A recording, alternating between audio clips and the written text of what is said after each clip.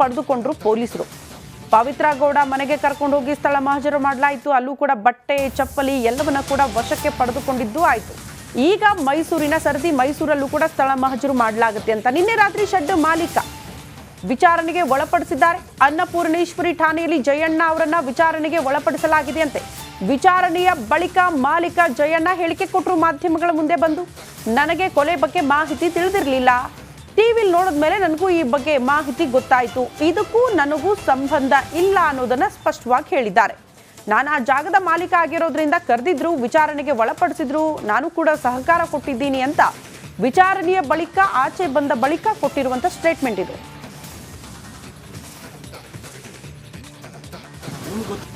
Owner ಆಗಿದ್ದಕ್ಕೆ notice ಕೊಟ್ಟಿದ್ರು, ಆ ನೋಟಿಸ್ಗೆ ಉತ್ತರ ಕೊಟ್ಟಿದ್ದೀನಿ. ಪ್ರಶ್ನೆಗಳು ಏನು ಕೇಳಿಲ್ಲ, ಜಾಸ್ತಿ ಏನು ಕೇಳಿಲ್ಲ. ಪ್ರಾಪರ್ಟಿ ಬಗ್ಗೆ ಮಾತ್ರ ಕೇಳಿದ್ರು. ನಾನು ಕನ್ನಡಪರ ಸಂಘಟನೆ ನಡೆಸಿದ್ದೆ, ಅವತ್ತಿಂದ ಗೊತ್ತು. ಹಂಗೆ ವಿಚಾರಣೆ ಕರೆದಿದ್ದ ಉದ್ದೇಶ ಲ್ಯಾಂಡ್ ಓನರ್ ಬಗ್ಗೆ, ಲ್ಯಾಂಡ್ ಪ್ರಾಪರ್ಟಿ ಬಗ್ಗೆ ಕೇಳಕ್ಕೆ. ಅವತ್ತು ಸರ್ ಎಲ್ಲರೂ ಶೆಡ್ಗೆ ಹೋಗೋದಿಲ್ಲ, ನಿಮ್ಗೆ ಏನಂತ ಹೇಳ್ಬಿಟ್ಟು ಶೆಡ್ಗೆ ನನಗೆ ಗೊತ್ತೇ ಇಲ್ಲ ಅವ್ರು ಹೋಗಿರೋದು. ಹೋಗಿರೋದು ಅಲ್ಲಿ ನಾವು ಕೊಟ್ಟಿರೋದು ಬಾಡಿಗೆ ಕಿಶೋರ್ ಹತ್ರ ಇರುತ್ತೆ. ಕಿಶೋರ್ ಬಾಡಿಗೆದಾರ ಅವನತ್ರ ಇದೆ. ನಮಗೂ ಅವ್ರಿಗೆ ಇದಕ್ಕೆ ಹೋಗಲ್ಲ, ಬಾಡಿಗೆ ಕೊಟ್ಟಿದ್ದೀವಿ. ಈ ಘಟನೆ ಬಗ್ಗೆ ನಿಮ್ಗೆ ಯಾವಾಗ ಮಾಹಿತಿ? ನೆಕ್ಸ್ಟ್ 10ನೇ ತಾರೀಕು ಟಿವಿಲಿ ನೋಡಿದಾಗಲೇ ಬಂದಿದ್ದು. ಪೊಲೀಸರು ಏನು ಪ್ರಶ್ನೆ ಮಾಡಿದ್ರು? ಯಾವಾಗ ಈಗ ಪ್ರಶ್ನೆ ಏನು ಮಾಡಲಿಲ್ಲ, ಪ್ರಾಪರ್ಟಿ ಬಗ್ಗೆ ಮಾತ್ರ ಮಾತಾಡೋರು. ನಾನು CCTV ಇದೆ, ಬಟ್ CCTV ನಮ್ಮ ಹತ್ರ ಇಲ್ಲ. ಅದನ್ನ ಇವರೇ ಬಂದು ಸೀಸ್ ಮಾಡಿದ್ರು, ಅವ್ರು ತಗೊಂಡೋಗಿದ್ದಾರೆ. ನಮ್ಗೆ ಗೊತ್ತಿಲ್ಲ, ನಮ್ಗೆ ಅದ್ರ ಬಗ್ಗೆ ಗೊತ್ತೇ ಇಲ್ಲ. ಯಾರು ಕಿಶೋರ್ ಇನ್ನೂ ಮಾತಾಡಿಲ್ಲ ನನ್ನ ಹತ್ರ. ಇದ್ರ ಬಗ್ಗೆ ನಾನು ಹೇಳೋದು ನನಗೆ ಗೊತ್ತಿಲ್ಲದೆ ನಡೆದೋಗಿದೆ. ಈಗ ನಡೆದಿರೋದ್ರ ಮೇಲೆ ಕಾನೂನು ಪ್ರಕಾರ ನಡೆಸ್ಕೊಂಡು ಹೋಗೋದು ಅಷ್ಟೇ. ಎರಡೇ ಸತಿ ನಡಿ, ಈಗ ಶುರು ಮಾಡೋಣ. ಕೇಸರಿಯಿಂದ ಮನೋಲ್ಲಾಸ ಮನಸ್ಸು ಮತ್ತೇರಿ ಕುಣಿದಾಡಿದೆ ನೋಡು, ಮನಸ್ಸು ಮತ್ತೇರಿ ಕುಣಿದಾಡಿದೆ ನೋಡು. ಕ್ಷಣ ಕ್ಷಣವೂ ಆಚರಿಸಿ ಕೇಸರಿ ಹಬ್ಬ. ವಿಮಲ್ ಬಾಯಲ್ಲಿ ಹೇಳಿ ಕೇಸರಿ ಬಂದಿರೋದು. ಯಾವಾಗ ಬಂದಿದ್ರು ಮುಂಚೆ? ಅದು ಒಂದು ಕಾಟೇರನ ಯಾವುದೋ ಒಂದು ಪಿಕ್ಚರ್ ಒಂದು ಮಾಡಿದ್ರು, ಒಂದೇ ಒಂದು ಶೂಟಿಂಗ್. ನಾ ಖಂಡಿತ ಬರ್ತೀನಿ ಕರಿತೀನಿ ಅಂತೇಳಿ. ಮತ್ತೊಂದು ಅಪ್ಡೇಟ್ ಲಭ್ಯವಾಗ್ತಾ ಇದೆ. ದರ್ಶನ್ ಮತ್ತು ಟೀಮ್ನಿಂದ ಮರ್ಡರ್ ಪ್ರಕರಣಕ್ಕೆ ಸಂಬಂಧಪಟ್ಟಂತೆ ಶೆಡ್ ಬಾಡಿಗೆದಾರನಿಗೂ ಕೂಡ ಕಾನೂನು ಕಂಟಕ ಎದುರಾಗುತ್ತಾ ಅನ್ನೋದು ಪ್ರಶ್ನೆ.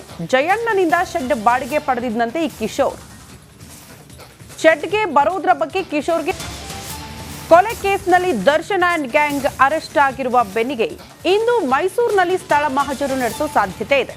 ಎಲ್ಲ ಆರೋಪಿಗಳ ಮನೆಗೆ ಕರೆದೊಯ್ದು ಸ್ಥಳ ಮಹಜರಾಯಿತು. ಕೃತ್ಯ ನಡೆದಿರುವಂತಹ ಸ್ಥಳದಲ್ಲೂ ಕೂಡ ಸ್ಥಳ ಮಹಜರು ಮಾಡಲಾಯಿತು. ಮೃತದೇಹ ಬಿಸಾಕಿದ್ದು ನಿನ್ನೆ ಮೊಬೈಲ್ಗಳನ್ನ ಕೂಡ ಹುಡುಕಾಡಿದ್ರು ರಾಜಕಾಲುವೆಯಲ್ಲಿ ಪೊಲೀಸರು.